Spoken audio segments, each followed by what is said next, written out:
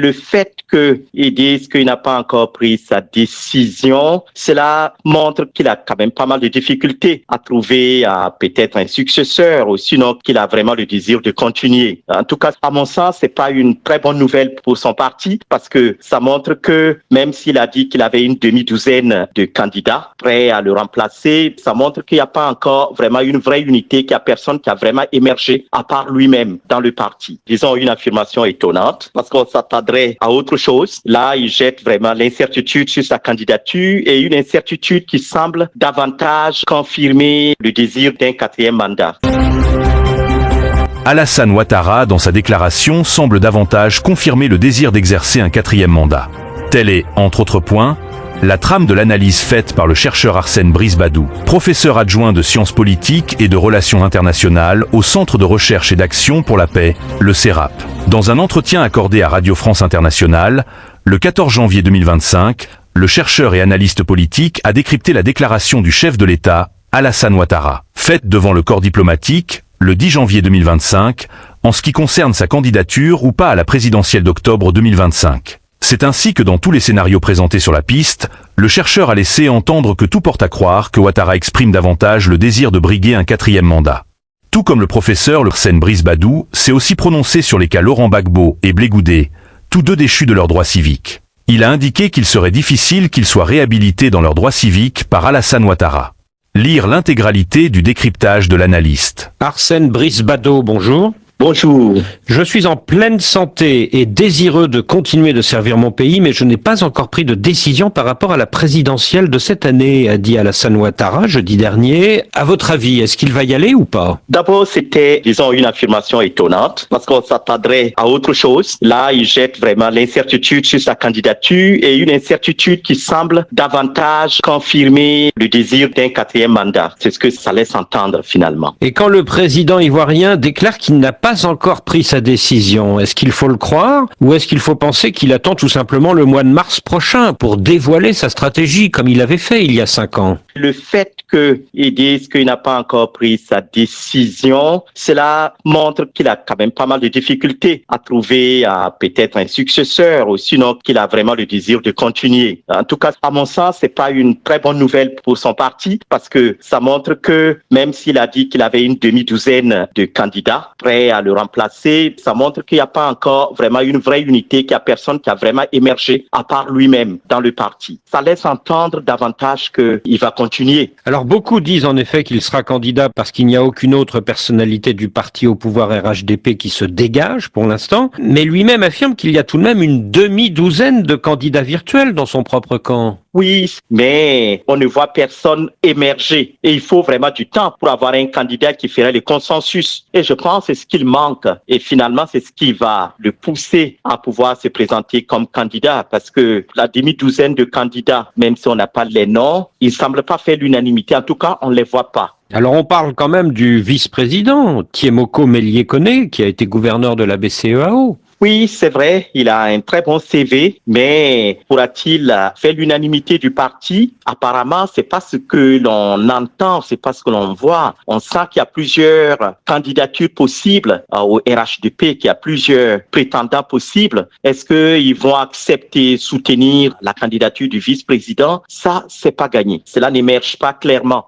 Surtout par rapport à une opposition qui est en train de s'organiser. On parle du Premier ministre, Robert Begré-Mambé, ou du président de l'Assemblée nationale, Adama Bictogo. Oui, c'est vrai que le président de l'Assemblée nationale comme le Premier ministre, oui, ce sont des personnalités possibles. Ils ont des carrures présidentielles. Mais encore une fois, est-ce que ces candidatures pourront avoir l'assentiment de l'ensemble du parti? Est-ce que le RHDP pourrait s'unifier autour d'un seul candidat par rapport aux différentes rivalités que l'on perçoit par-ci, par-là, même si ce sont des rivalités encore en sourdine? Et le ministre de la Défense, Téné Birahima Ouattara, petit frère d'Alassane Ouattara? Oui, c'est aussi un nom qui est souvent évoqué, mais là encore, est-ce qu'il pourrait faire l'unanimité du parti? C'est ça le problème. Et donc, je pense que tous ces candidats, il aurait fallu qu'on les mette en piste très tôt pour leur permettre effectivement de pouvoir rassembler et même de pouvoir aboutir à des compromis avec les autres prétendants et de bâtir une unité qui allait permettre au RHDP RHDP d'aller aux élections de façon confiante sans le président Alassane Ouattara. Le retour à Abidjan de l'ancien Premier ministre Patrick Hachi comme ministre et conseiller spécial après quelque temps au FMI à Washington, est-ce que ce n'est pas le signe que ça pourrait être lui? Mais voilà, il y en a qui pensent qu'il serait un très bon candidat, d'autant plus qu'il est du Sud, mais en même temps, on n'est pas très sûr que les élites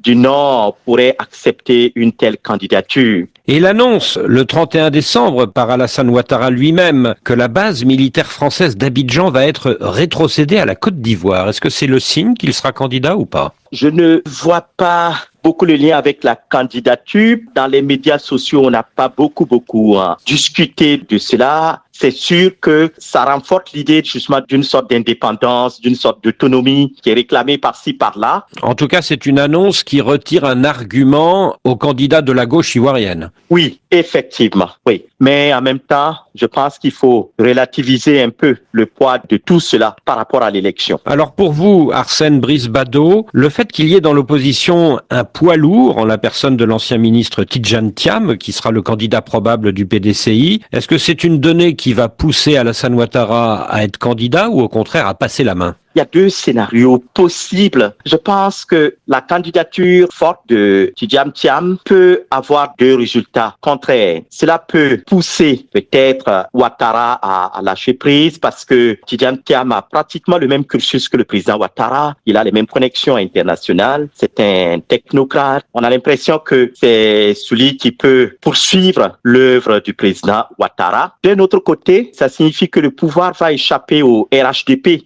Or, l'histoire récente entre le RHDP et le PDCI est une histoire mouvementée. Il y a pas mal de rancœurs de part et d'autre et que le pouvoir puisse passer à Thiam, je suis pas sûr que les élites du RHDP seront prêts à ce changement. Voulez-vous dire qu'Alassane Ouattara attend de voir quelle tournure va prendre la convention du PDCI qui va investir Tidjane Thiam avant de prendre sa décision lui-même? Je pense que c'est un élément important. Si jamais il voudrait se présenter, il peut ne pas attendre. Mais à mon sens, c'est un élément important. Le candidat que va choisir le PDCI, cela va influencer, cela aura certainement des conséquences sur la candidature présidentielle du RHDP. Et si Tidjane Thiam est investi avec beaucoup de voix, avec beaucoup d'enthousiasme au sein du PDCI, du coup, là, vous pensez qu'Alassane Ouattara ira au combat, c'est ça? Oui, pour conserver le pouvoir au RHDP. Il y a vraiment des rancunes tenaces entre les deux partis. Mais le président Ouattara est suffisamment fort. Je crois qu'il a les cartes entre les mains. Il peut imposer le rythme dans son parti. À gauche de l'échiquier, il y a deux candidats inéligibles, Laurent Gbagbo et Charles Blé Goudet. À votre avis, est-ce qu'Alassane Ouattara va les faire amnistier ou pas? À mon sens, ça va être un peu difficile quand on regarde le jeu politique actuel. Si jamais le président Ouattara voudrait l'amnistier pour permettre à Gbagbo de participer à l'élection, ce serait vraiment de façon stratégique. Si le fait, c'est qu'il pense que Laurent Gbagbo ne serait pas un danger, une menace électorale pour son parti. Donc vous pensez qu'il va le faire pour affaiblir la candidature Tidjane Thiam? Oui, il pourrait le faire. Je crois qu'à cette période, tout est encore possible. Si Laurent Gbagbo n'est pas amnistié, Pascal Afine-Guessant espère que l'ancien président appellera à voter pour lui. Est-ce que c'est un scénario possible? Ça, c'est moins... Pour l'instant, c'est moins envisageable, même si la scène politique en Côte d'Ivoire a toujours connu des revers inattendus. Je crois que la gauche est vraiment divisée. Et n'oubliez pas que Madame Simone Gbagbo aussi est candidate aussi. L'opposition ivoirienne est donc très divisée, mais sauf sur un point quand même, la demande d'une refonte du système électoral, une nouvelle période d'enrôlement des électeurs, par exemple, le mois prochain. Est-ce que c'est encore réalisable? Oui, c'est réalisable parce que, rappelez-vous, toutes les précédentes élections, c'était les candidats ne sont jamais vraiment entendus sur la loi électorale, sur les institutions électorales, et c'est tout ça qui a apporté la violence au cours des précédentes élections. Donc, c'est vraiment le moment de trouver un compromis sur les institutions électorales, sur la loi électorale, bien avant l'élection. Et est-ce pour ça que, pendant les vœux de jeudi dernier au corps diplomatique, le nonce apostolique a demandé au président Ouattara d'organiser des élections inclusives? Oui, c'est certain, pour éviter la violence.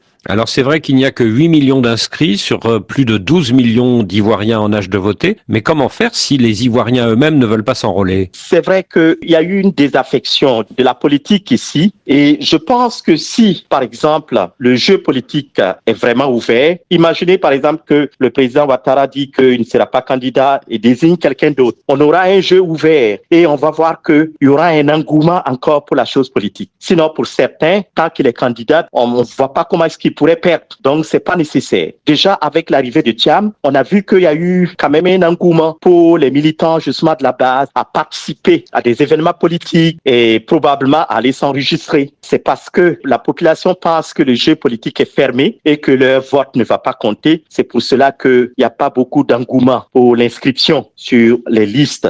Arsène Brice Bado, je vous remercie.